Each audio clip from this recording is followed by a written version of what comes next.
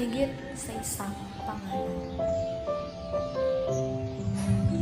Sa bawat umaga, may mga sandaling nagsisimula sa katahimikan. Mga segundo na parang humihinto ang mundo. At ikaw ay basta na lang nagmamasid. Mga araw na kahit gising ang katawan, ang isip ay tila natutulog pa rin.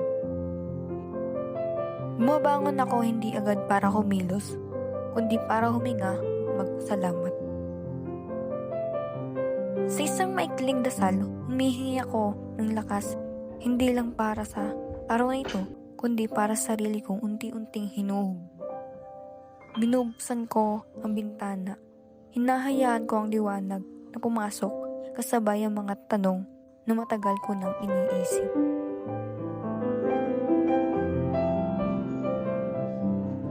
Sino nga ba ako?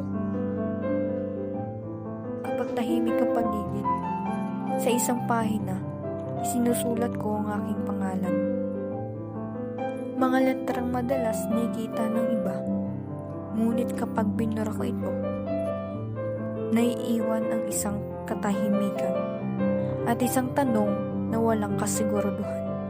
Dahil minsan, ang pagkilala sa sarili ay nagsisimula sa pagtigil at sa pagtanaw. Ako, si Pinky S. Fernandez, 19 na taong gulang. Pinanganak ako noong Oktubre 19, taong 2006, isang estudyante na kasalukuyang nag-aaral sa pamantasan ng lungsod ng San Pablo. Pinili kong tahakin ng kursong Bachelor of Science in Business Administration and Management. Dahil dito ko natutunang ipahayag ang sarili ko, hindi lang sa salita, kundi sa gawa. Para sa akin, ang pag-aaral ay isang uri ng sining, isang proseso ng paghubog sa mas malinaw na bersyon ng sarili.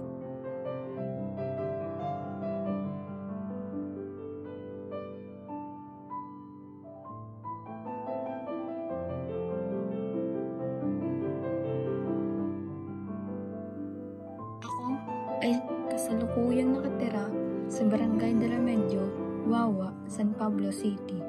Hindi man ito ang lugar kung saan ako lumaki, dito ko naman naranasan ang mas simpleng pamumuhay. Isang lugar na maaaring hindi sikat sa mapa, ngunit puno ng katahimikan at mga sandaling nagbibigay pahinga. Isang tahanang hinuhubog ako ngayon. Tahimik minsan, maingay paminsan, pero laging may espasyo para mangarap. Bukod sa pag-aaral, mahilig din ako manood ng vlog ni Sir JB. Ito ang bagay na nagbibigay kulay sa araw-araw ko. Fun fact tungkol sa akin, mahilig ako gumawa ng kung ano-ano para lang malibang at maghintay mapuno ang cellphone kung naka-charge. At hindi kumpletong araw ko kung wala siya. Ang aso kong si Sachi, na araw-araw nagpapaalala sa akin ng simpleng saya sa buhay. Sachi? Sa huli, ang art ay hindi makikita sa drawing o painting. Ang art ay kung paano natin maunawaan at tinatanggap ang sarili. Ako, si Pinky Fernandez, at ito